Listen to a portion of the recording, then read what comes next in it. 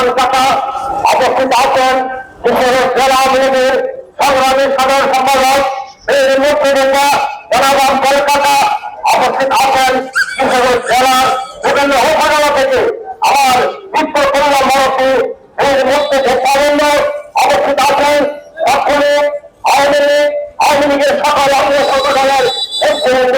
আসসালামু আলাইকুম।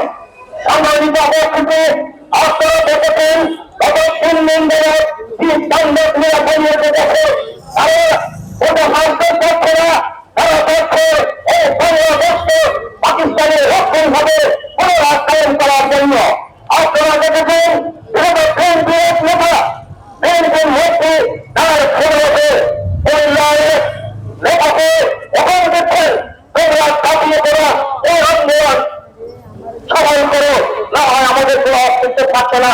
তাদের কাছে আমাদের একটা পথ দেওয়া দেশের মধ্যে রক্ত দিয়ে স্বাধীন করেছে তাদের কোনো অস্তিত্বের বাংলাদেশে না থাকে আপনাদের অস্তিত্ব আমরা কোনো রকম থাকতে দেবে না।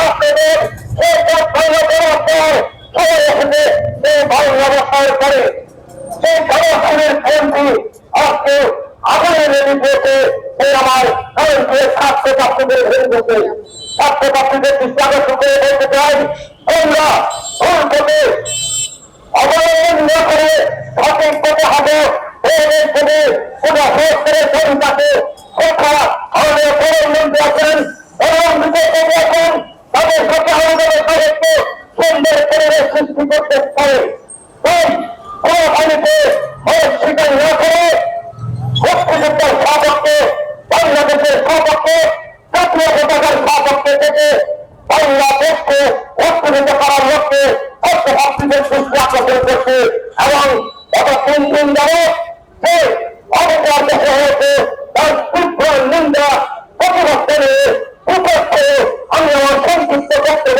শেষ করলাম। আল্লাহ হাফেজ, জয় বাংলা, জয় বঙ্গবন্ধু।